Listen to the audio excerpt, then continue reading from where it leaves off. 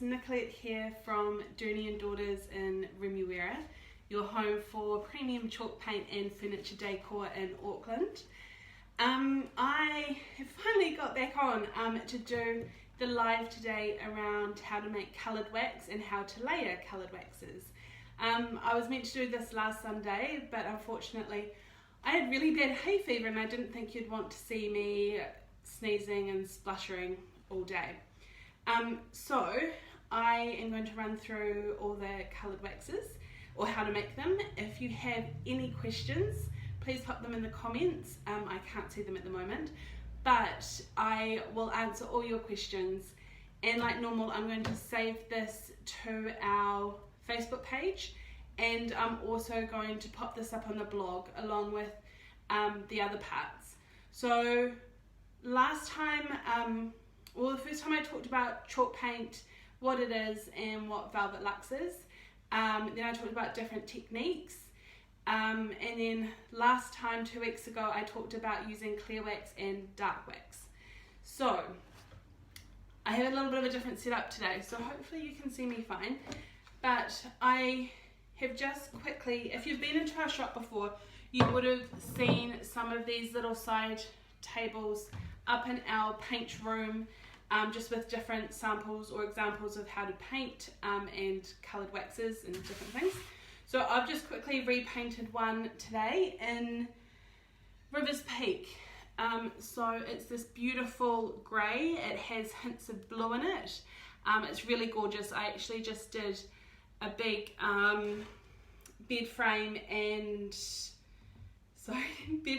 lamp bases in this, and it's a beautiful colour and works really well with gold, which we have back in stock, the gold gilding mix. Anyway, so I have my base. I've painted in all directions. It's actually got multiple layers in it, so it's got lots of texture, and it's a really flat piece, so I just want to pull it out, and I'm going to have a play with a couple of different colours. So when you're making coloured waxes, you always want to do it on a flat surface. So often I do it on baking paper. Today I have just one of our plates, which is what we use in our workshops. The reason you do it on a flat surface is so that when you mix it, you mix your paint properly in with your wax, and you don't end up with swirls. Now I've forgotten my can opener, 1 second.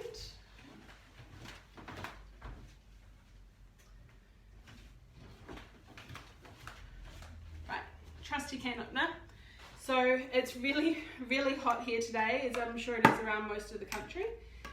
So my wax is going to be super soft. So I've just got my clear wax, and I am going to just get a bit, and I'm just going to put it here on my plate. And so this is going to be my first colour. So I'm actually going to layer a few waxes to talk about that as well. So my first one I'm going to do is going to be duck egg. So it's a really gorgeous greeny traditional duck egg. So I've got my stick, like normal, give it a good stir. Always stir your chalk paint, or any paint to be fair, but always give it a good stir. Just going to pull this back a bit, and I'm just going to get an amount. So my first one I want to be, not super strong. You could start, so when you're making waxes, you can really have a good play around with strengths. But I am going to start off with, this is almost a 1-to-1 paint to wax, but not quite. So then I'm just going to mix it all up. You can see it just mixes up really nicely. So if you're a bit unsure, you always want to have more wax to paint, especially for your first layer. Otherwise you're just going to end up painting on streaks really. So there's a couple of ways you can test. Firstly, rub it between your fingers. If it still feels waxy, perfect. If it feels a bit too sticky, add some more wax. The other way is you can pull it away and I don't know if you can see, but it's still, sorry, the light's not maybe the best, but it isn't flat like the paint. So that's another way, it still glistens. Okay, so it's all mixed together. I've got my rag folded up into a nice neat square, remembering to keep it flat, and I have my natural bristle brush, so my wax brush, and I've just got a small one with me today. I just pop that there. Right, so right before, I'm just going to brush it all out, and I just want to give this just a really nice base coat. So brushing it out with the Artisan wax, you have a little bit more playtime. It doesn't dry quite as quickly as the Vintro. So if this is the Vintro, you'd probably want to wipe off your excess now, but it's going to quickly keep going. And I'm just going to work on the top today, I think. And then tomorrow I'm actually going to jump back on and do the last live for the year. And I'm just going to talk about distressing, gilding wax, and answer any questions. So if you do have questions, please pop them in the comments. Okay, so it's all brushed out. Get my rag, and I just want to gently rag off, turning onto a new bit, take off any excess. So you can see now the difference between the unwaxed and with my duck egg. So that's just pulled out some of the greens, really pretty. Yeah, so you could leave it like that. Oh, one thing I forgot to say is any of the paints can make a coloured wax. So you really are, you're not limited. You can do anything, which is really fun. And the Artisan Company have just released a few different paint recipes to kind of start us. So I'll share those soon as well and put them on the website. Because sometimes it's a bit overwhelming at first. Right, so now I'm going to get another dab of wax, and I am going to do sea glass as my next coat. So it's a brighter, it's a very pale blue, but it's a little bit brighter. So I'm just going to do some highlights here and there. Now you can do this with the Vintro as well. They're the only two systems where this works, and you can use the Vintro paints in the Artisan Company wax and vice versa. So if you've already got some, it will all work together, which is really good because we all have both open.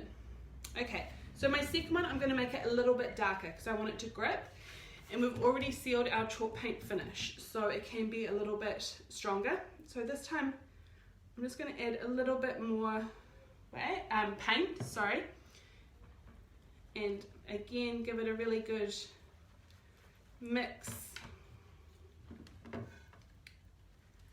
And you can see this is why doing it on a flat surface is really helpful, because if you did this in a bowl or an old tin, perfect to store them in, but you might end up with swirls of paint. Okay, so I'm just going to use my same brush, and this time I'm not going to put it everywhere. I'm just going to, and really I'm just playing, I haven't done these combinations before.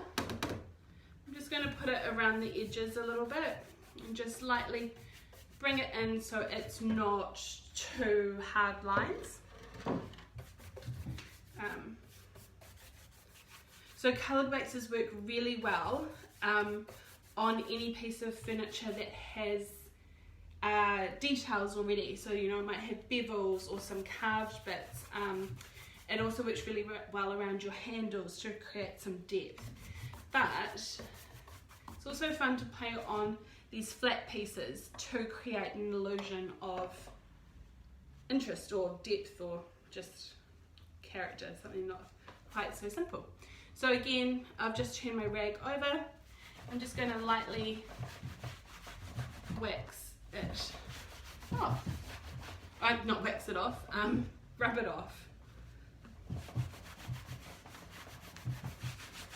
and we're getting some nice movement. So you can layer as many as you want. You're really not limited. You could, you know, do some layers one day and then come back and do some more, which is, you know, if you think, oh, it's not quite right. But here, hopefully you can see, but I will take better photos. But you can see that there's some movement. We've got some lighter bits. Yeah, it just shows different bits of the texture. Now I thought I'm just going to do one more colour and just go a little bit out there and have a little bit of fun. So I'm going to grab just a little bit more wax. Oops, make a big mess. And I thought I might try crushed lavender. So this is just such a pretty soft purple. It's not going to make an overly dark wax. You know, we've got the darker purple for that, purple sash. But I think this will be really pretty and just in a few spots just to give a little bit of interest. So again, I'm making it a little bit stronger because it is on top. It's another layer on top again. And one really cool one actually that you can do, especially if you're doing dark wax, but you're wanting to create some layers and interest. And I've done this a few times. So you paint in your base colour, do dark wax, and then make a coloured wax of your base colour, and that just pulls it all back, and oh, it makes it look beautiful, especially if you're doing like a white country style and you just want something a little, it to be layered and look a bit natural. Yeah. Anyway, I've got another, I'm just going to use a clean one this time, and I'm just going to put, or maybe a little bit here into this corner, maybe into this corner here. I don't want to be too symmetrical though, so maybe a little bit here, and just along here. Right, so let's see how this goes. Right, so another clean bit of my rag, and again just lightly pull it back. I don't want to take off too much.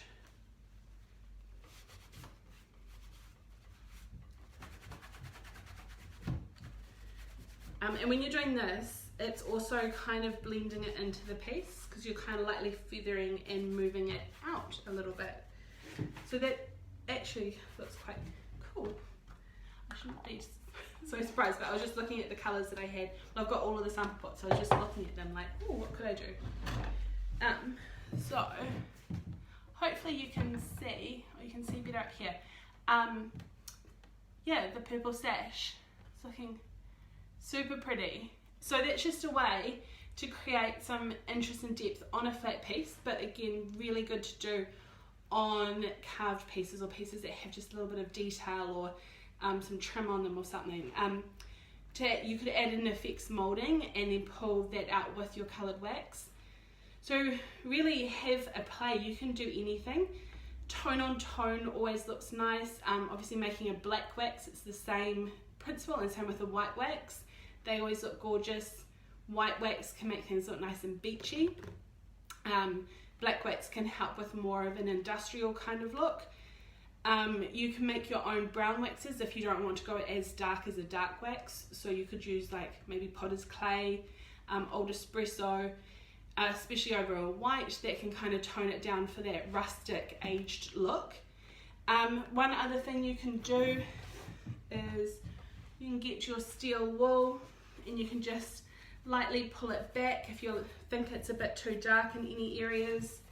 Hopefully you can see, just pulls it back lightly, and yeah, you're all good. It's all fully sealed now, you don't have to do anything else. Well, the top of this is, the rest of it I'll play with. But yeah, be gentle with your wax because it does take 14 days to fully cure, but you can use it now. And that is really everything when it comes to coloured waxes. Super easy, lots of fun, and a great way to use your test pots to create like a bit of a collection of test pots. If you have any questions, please leave them in the comments. I will be back same time tomorrow afternoon for our final. So I'm going to talk about distressing. I'm going to do it on the same piece. I'm going to talk about gilding wax. And if you've got any other questions, please ask, because I can talk about them tomorrow. And then it's Christmas, which is crazy. Anyway, I hope you all have a great afternoon, and I will talk to you again soon. Cheers.